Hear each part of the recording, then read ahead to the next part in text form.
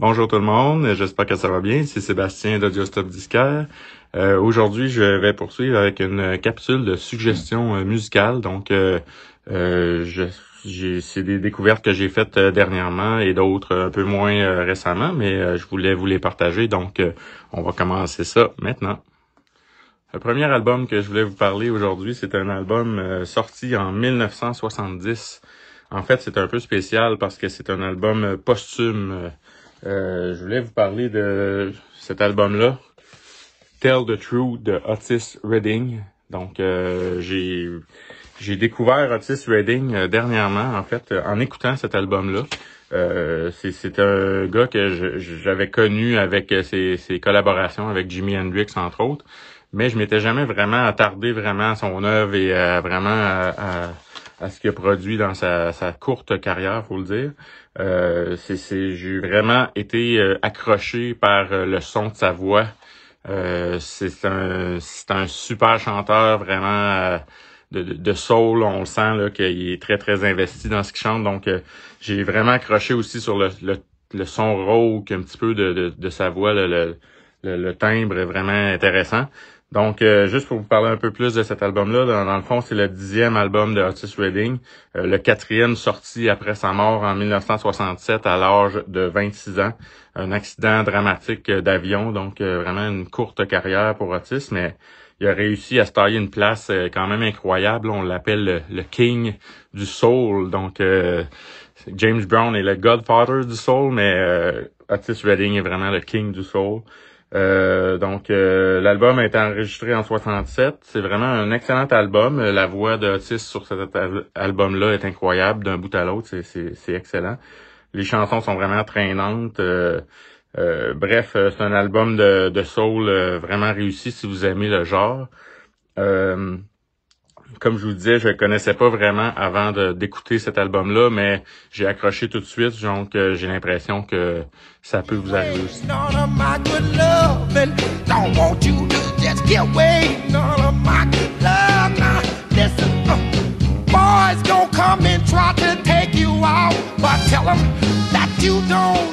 Le deuxième album que je voulais vous parler aujourd'hui, c'est un album qui a paru en 1971. Il s'agit de l'album Demian. En fait, Demian, c'est un groupe que je vous avais un peu parlé dans une autre capsule. C'est un groupe qui s'appelait d'abord Bubble Poppy, donc c'est un groupe que j'avais adoré. Je pense que c'est dans ma capsule des découvertes de l'été 2024. Donc ça, c'est le deuxième album en fait de Bubble Poppy. Pourquoi ils ont changé de nom? C'est une question de légalité, de contrat, etc. Ils ont changé de maison de disques. En tout cas, ça a été un peu le bordel, là, si on peut dire, avec ce groupe-là. Puis malheureusement, c'est ça qui est arrivé à cause de tous ces ennuis-là. Le groupe est un peu tombé dans l'oubli. Ils n'ont pas eu la promotion nécessaire pour que l'album prenne son envol comme il faut.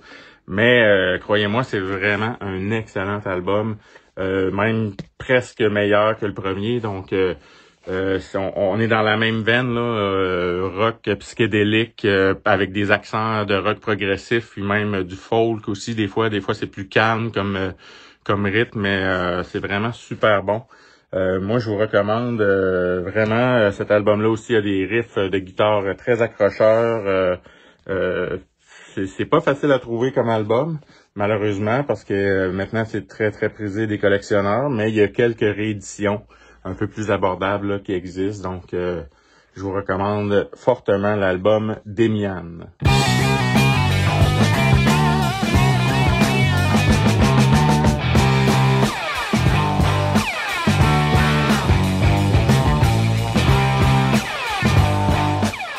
Le prochain album que je voulais vous parler, c'est une compilation parue en 2006. C'est une compilation sur 3 vinyles qui regroupe les plus grands succès de cet artiste-là. En fait, c'est un artiste guitariste, chanteur très méconnu selon moi. On n'en parle pas assez souvent, je dirais. Il s'agit de Gigi Cale. Donc, Gigi Cale, qui est vraiment un artiste incroyable. Donc, pour ceux qui connaissent pas, là, vous devriez vous procurer cet album-là. Ce qui est intéressant, c'est une compilation sur 3 vinyles. Il y a beaucoup de titres de sa carrière là-dessus. Tous ses grands succès sont là, donc si vous voulez le découvrir sans vous taper toute la discographie, vous pouvez carrément vous procurer ça. Gigi Kell, en fait, pour vous en parler un peu plus, là, c'est un guitariste qui est né en 1938. Il est décédé en 2013 à l'âge de 74 ans. Gigi Kell a été très influent pour plusieurs artistes, dont entre autres Eric Clapton. Donc Gigi Kell a fait des collaborations avec Eric Clapton, mais aussi Eric Clapton a vraiment repris les grands succès de Gigi Kell et c'est devenu probablement des plus gros succès encore parce que c'était Eric Clapton. Mais on parle de chansons comme After Midnight, Cocaine. Cocaine, c'est tout le monde pense que c'est Eric Clapton qui a fait ça, mais c'est vraiment Gigi Kell qui a écrit cette chanson-là et qui l'a d'abord fait. Donc, ça serait peut-être important là pour ceux qui connaissent pas Gigi Kell de vraiment découvrir son œuvre. On parle aussi que Gigi Kell a été comme le précurseur d'un style qu'on nomme le son de Tulsa. Donc, c'est un son sud-américain. Des rythmes quand même assez lents, avec des inspirations blues, country, rockabilly par moment. Donc, c'est vraiment un style particulier. Puis c'est vraiment le son Gigi Kell. Donc, je vous recommande sans aucun doute de découvrir cet artiste-là.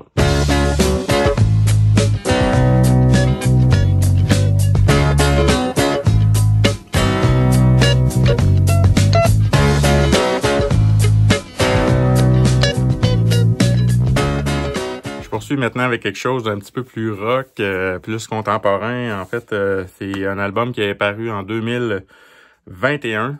C'est le 3e album solo de Jerry Cantrell. Il s'appelle Brighton.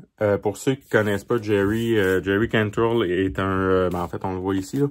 C'est le guitariste chanteur sur cet album-là, et il est plus connu pour son implication dans le groupe Alice in Chains. Donc c'est un membre fondateur de Alice in Chains. C'est vraiment un guitariste hors pair, donc on le surnomme le Riff Master, donc ça veut tout dire. Cet album-là est vraiment super intéressant. On retrouve aussi entre autres à la basse Duff McKagan de Guns N' Roses. On a aussi Abbey Laboriel Jr. qui est le batteur de Paul McCartney en ce moment. Donc, du monde très, très compétent sur cet album-là. Donc, c'est un album qui est bien construit. Ça sonne super bien. On voit beaucoup l'ingéniosité de Jerry Cantrell à la guitare. Puis aussi, je voulais vous parler de cet album-là parce que c'est un très bon album et Jerry lance un album au mois d'octobre, là, très très bientôt. Donc, son 4e album solo, donc c'est à surveiller. Apparemment, c'est le meilleur de Jerry Cantrell jusqu'à maintenant. Comme tous les autres albums précédents, mais quand même, il faut surveiller ça. Donc, c'est un artiste que j'adore. J'aime sa sonorité particulière, très très dark, rock, penchant heavy metal parfois. Donc, c'est vraiment un artiste d'exception, donc je vous recommande fortement d'aller jeter un œil là-dessus.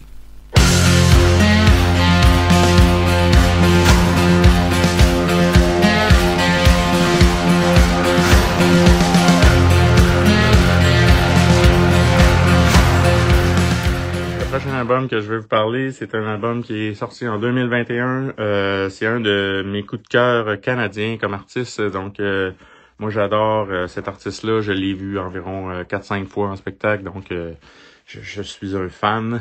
Il s'agit de l'album. C'est un album live très, très intimiste, très, très intéressant, enregistré par Matt Mays, From Burnside with Love. Donc, c'est un super album paru durant la pandémie. Il y a même un vidéo là qui accompagne cet album-là.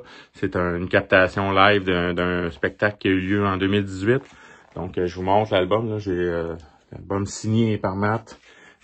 Donc, voilà, c'est un très, très beau coffret ici avec plein de trucs.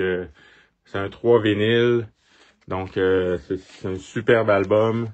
Je vous dirais, pour comparer un peu cet album-là, c'est un album dans l'esprit un peu MTV Unplugged. Donc, C'est super bon. On retrouve là-dessus toutes les hits de Matt Mays sont toutes là-dessus et aussi revus. Dans le fond, il a ajouté des instruments. Il y a de la slide guitar. Il y a une violoniste qui est là-dessus, l'excellente Kendall Carson, par ailleurs. Donc, vraiment super album. En plus, vous pouvez voir la vidéo sur YouTube de ce show-là. Pour ceux qui connaissent pas Matt Mays, c'est un artiste canadien qui a grandi en Nouvelle-Écosse. C'est quelqu'un qui a eu un peu de succès dans les années 90 avec une chanson qui s'appelle Cocaine Cowgirl, donc peut-être que vous la connaissez.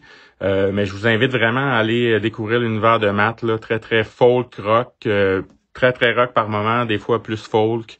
Il y a une voix vraiment superbe, une très très belle présence sur scène. Quand vous allez voir un show de Matt, là, vous vous ennuyez pas là, d'un bout à l'autre, c'est super. Donc, un artiste canadien que je vous recommande fortement. Babe, it seems like so long since you heard your favorite song. Le prochain album que je vous invite à découvrir, c'est un album qui date de 2023, quand même assez récent. Il s'agit du 7e album du band américain Rival Sons. Donc, il s'agit de Dark Fighter. C'est un super bon album, peut-être un petit peu plus introspectif, je dirais, que les autres. Vraiment plus dark un petit peu, mais vraiment, j'ai adoré cet album-là quand même. Rival Sons, pour ceux qui connaissent pas, là, c'est vraiment un excellent band.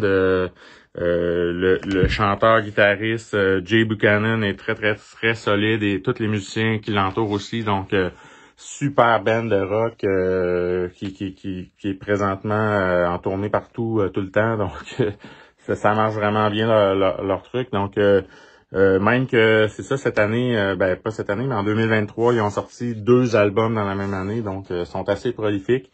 Je vous recommande de vraiment suivre leur carrière. Super bon groupe. Donc je vous laisse écouter ça, puis vous allez voir par vous-même. I can see those thunder haze coming from the west. Pour le prochain, on revient un petit peu dans le passé. Donc, 1971, il s'agit du 2e album de ce groupe. C'est un album du groupe Stray. C'est un groupe anglais. Il s'agit de l'album Suicide. Donc, c'est le 2e album de ce groupe-là qui a été principalement actif de 1966 à 77, mais qui ont connu des périodes de renaissance, si on veut, là, jusqu'à aujourd'hui. Donc, le groupe est encore actif, mais avec différents membres. Là. Donc, c'est un peu spécial comme histoire, mais il y a eu, c'est ça, malgré la longévité, en fait, de ce groupe-là, beaucoup de disques et tout, mais malheureusement, on sait pas pourquoi le band n'a jamais vraiment levé tant que ça, parce que pourtant c'est super là. Il y a vraiment des bonnes pièces sur cet album-là et sur plein d'autres albums de Stray. Donc je sais pas trop pourquoi, peut-être une question de management et tout, mais c'est un groupe qui mériterait d'avoir un succès beaucoup plus intense que ce qu'ils ont eu. Donc je vous invite dans le fond là à aller découvrir cet album-là. Petit fait particulier, là, cet album-là a été enregistré en seulement 30 heures de studio, donc quand même assez rapide. Je vous invite à découvrir cet album-là de Stray, ainsi que les autres albums.